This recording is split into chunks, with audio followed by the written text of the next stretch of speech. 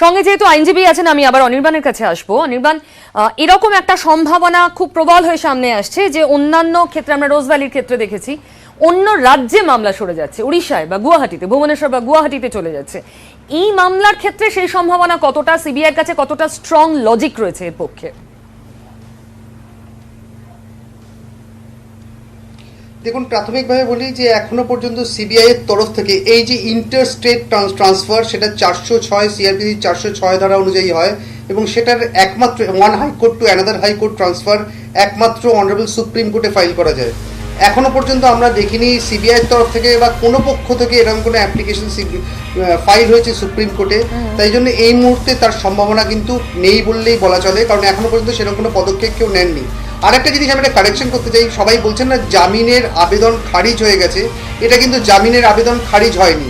Actually যেটা হয়েছে সেটা হচ্ছে যে 226 আর্টিকেল 226 অনারেবল হাইকোর্ট একটা লেটারকে রিট হিসেবে ডিল করেছেন এবং সেখানে একটা স্টে অর্ডার দিয়েছেন ওই জামিনের অর্ডার উপরে।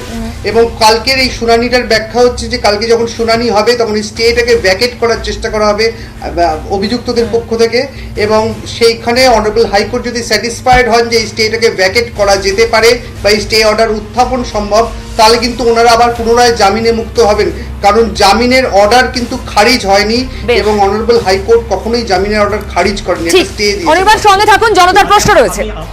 জনতার দরবারে জনতার প্রশ্ন লাইভ স্ট্রিমিং দেখতে দেখতে প্রশ্ন করছেন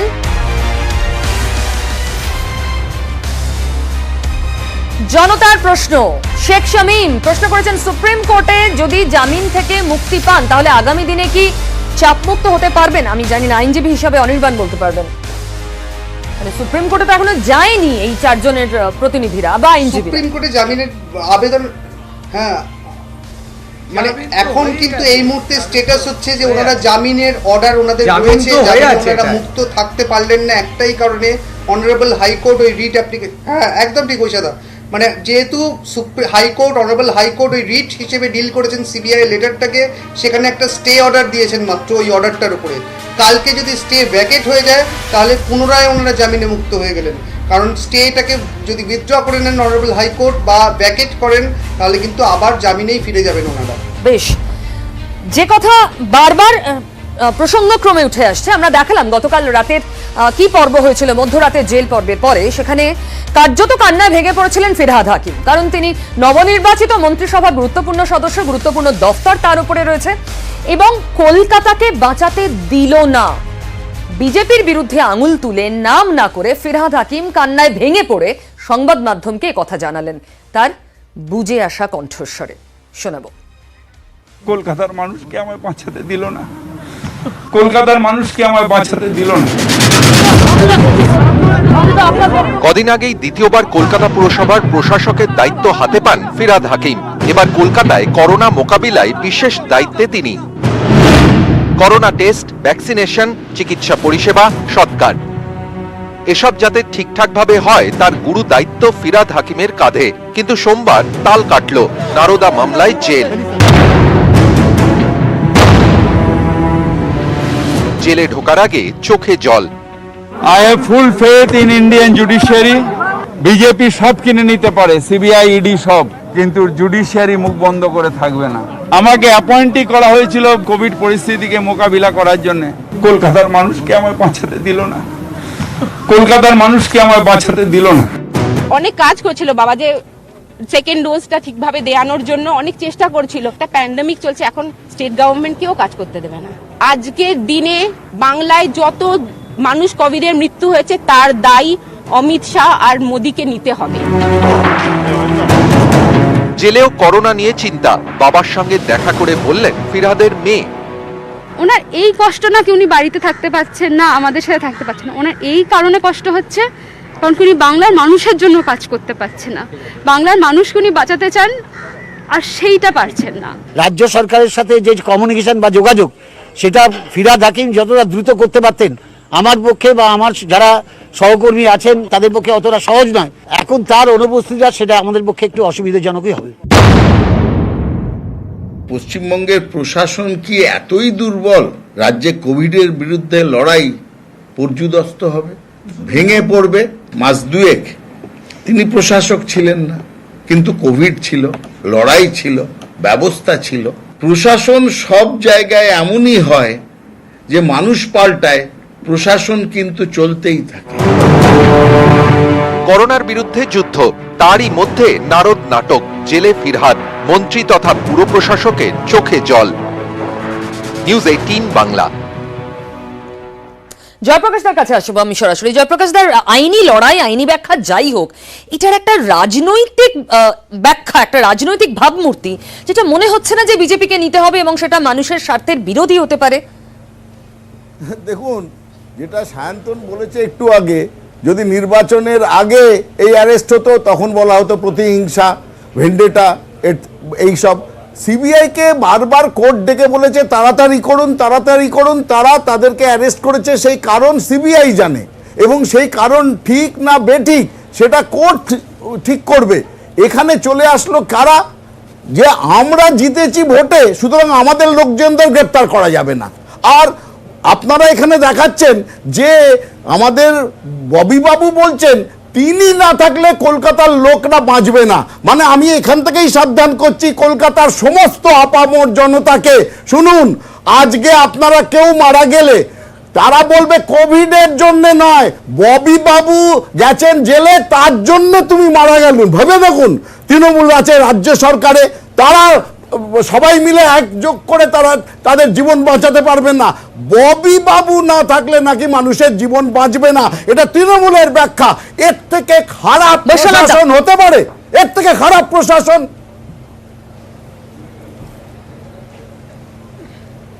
আমি প্রশাসক মন্ডলীর সদস্য হিসাবে বলছি যে ববি হাকিম প্রশাসক মন্ডলীর চেয়ারপারসন হিসাবে নেতৃত্ব দিচ্ছিলেন এই কোভিড মোকাবিলায়।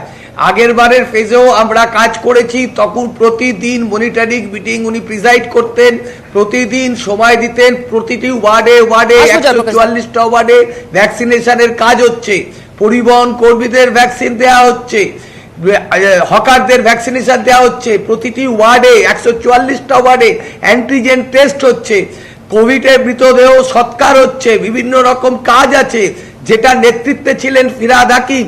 তাকে গ্রেপ্তার করে কোভিড আক্রান্ত মানুষকে একটা সমস্যার মধ্যে ফেলে দিল সিবিআই। এই সময়টাকে বেছে নিয়েছে, নির্বাচনে হেরে গেছে বলে বিজেপি সিবিআইকে ব্যবহার করছে, খাঁচায় বন্ধ করা তোতা পাখিকে ব্যবহার করছে, রাজনৈতিক প্রতিহিংসা ব্যবহার করছে। এই তোতা পাখিকে ব্যবহারের জন্য আপনারা উদ্গ্রীব ছিলেন এক সময়। আসলে শাসনে থাকলে সিবিআই ভালো বা এজেন্সি ভালো, এটা প্রায় সব শাসকের ক্ষেত্রেই অন্তত আমাদের দেশের মানুষ দেখছেন প্রমাণিত। আমি শান্তনের কাছে আমি আসবো। জয়প্রকাশ, আমি শান্তনের কাছে প্রশ্ন করি। আমি আসবো আগে আমি একটা শুধু লাইন বলবো, একটা লাইন বলি। বৈষ্ণব আমার ছোট ভাইয়ের মতন, ভাই বৈষ্ণব, বিধান রায় আমাদের এখানকার যুগপুরুষ। মুখ্যমন্ত্রী হিসেবে বিধান রায়ের মৃত্যুর পরদিনও সারা বাংলা চলেছিল, কলকাতা চলেছিল। কখনো ব্যক্তি বড় হয় না প্রশাসনের থেকে, যেটা তোমরা করে দিয়েছো। নিজেই বলছো আমরা মেম্বার, আর নিজেরা হচ্ছে একদম। তোমরা হচ্ছে কি করছো তাহলে? ভাবমূর্তি, বিধান রায়ের ভাবমূর্তি আপনি অস্বীকার করতে পারবেন? আরে তার জন্য মারা যাওয়ার পর কাজের মানুষ হিসাবে আরে ববি বাবু খারাপ কথা হতে পারে, তুমি সমর্থন করো, সমর্থন বলো যে ববি বাবু না থাকলে অধিকার নেই, কলকাতার লোক বাঁচবে না, এটা বলতে পারো? নিজে কান্নায় ভেঙে পড়েছেন, তার নিজস্ব পরিকল্পনা ছিল। তিনি এতদিন পুর নগর উন্নয়ন দপ্তর সামলেছেন, পুরসভার মেয়র, প্রশাসকের পদ সামলেছেন। আমরা সেই তর্কে আর ঢুকলাম না। আমি শান্তনের কাছে আসি। শান্তন, কোথাও কি এরকম হতে পারে যে তৃণমূল যেটাকে সামনে আনার চেষ্টা করছে যে যতই 214 হোক, কেন্দ্রে আমরা আছি, আমাদের সঙ্গে কিছু করা যাবে না, আমরা এই যে চমকানি, মানে 77 হোক আর 214 হোক, মাঝের গ্যাপ যতই হোক, কেন্দ্রে বিজেপির সরকার, সুতরাং বিজেপি দাদাগিরি দেখাবে। এক, দ্বিতীয়, সত্যি কি বিজেপি কোথাও 2024 নিয়ে আতঙ্কিত? সত্যি কি মমতা বন্দ্যোপাধ্যায় আগামী দিনের জন্য থ্রেট বিজেপির কাছে? বিজেপি কোথায় দাদাগিরি দেখাচ্ছে? বিজেপি করার অপরাধে এই যে হেরে গেছি বলছি, 11% ভোট 38% পরিণত হয়েছে, 3 জন বিধায়ক 77 জনে পরিণত হয়েছে, তারপরে বিজেপি হেরে গেছে। বিজেপি করার জন্য 1000-এর মতো মহিলার উপর অত্যাচার হয়েছে। বিজেপি করার জন্য প্রায় 30 জন মানুষকে খুন হতে হয়েছে, যেটা নিয়ে আজকে সুপ্রিম কোর্ট নোটিশ ইস্যু করেছে। বিজেপি করার জন্য দেশ ভাগের পরে এত বড় সংখ্যার মানুষ ঘরছাড়া হয়েছে, প্রায় 1 লাখ সংখ্যাটা। তার জন্য এনএইচআরসি, তার জন্য মহিলা কমিশন, তার জন্য এসসি কমিশন, তার জন্য এসটি কমিশন, তারা চিন্তিত। তা দাদাগিরি তো তৃণমূল দেখাচ্ছে। আর ববি হাকিম বিজেপি করার জন্য, শান্তন আপনি বলছেন বিজেপি করার জন্য শাস্তি পাচ্ছে, আবার বিজেপি করার জন্য পুরস্কারও পাচ্ছে, এমন উদাহরণও সামনে আনছেন মদন মিত্র অ্যারেস্ট হওয়ার পর। তিনি বলছেন আমরা খারাপ, ভালো শুধু শুভেন্দু মুকুল, কারণ তারা বিজেপিতে আছে। আগে দেখবো কি বলেছেন মদন মিত্র। আমরা খারাপ, শুভেন্দু আর মুকুল ভালো। নারদাকাণ্ডে প্রেসিডেন্সি জেলে ঢোকার আগে এটাই ছিল তৃণমূল বিধায়ক মদন মিত্রের প্রতিক্রিয়া। আমরা খারাপ, শুভেন্দু আর মুকুল ভালো। ফিরহাদ হাকিম, সুব্রত মুখোপাধ্যায়, মদন মিত্র এবং শোভন চট্টোপাধ্যায়, এই 4 হেভিওয়েট নেতাকে নারদ মামলায় সোমবার গ্রেপ্তার করে সিবিআই।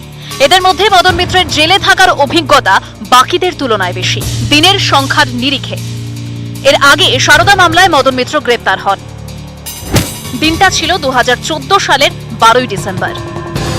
6 দিন সিবিআই হেফাজতে থাকার পর জেলে পাঠানো হয়। সিবিআই হেফাজতে থাকাকালীন তাকে অসুস্থতার জন্য সরকারি ও বেসরকারি হাসপাতালে ভর্তি হতে হয়। অভিযোগ ওঠে সিবিআই এর জেরার মুখ থেকে বাঁচতে হাসপাতালে থাকছেন মদন। তিনি অবশ্য এই অভিযোগ মানেননি। 10 মাসের বেশি জেলে থাকার পরে 2015 সালের 31 অক্টোবর আলিপুর জেলা ও দায়রা আদালতে জামিন পান মদন। সে বছরেরই 4 নভেম্বর মদনের জামিনের বিরোধিতা করে হাইকোর্টে দ্বারস্থ হয় সিবিআই। ঠিক সেদিনই ফের এসএসকেএমে ভর্তি হন মদন মিত্র, ছিলেন উডবার্ন ওয়ার্ডে।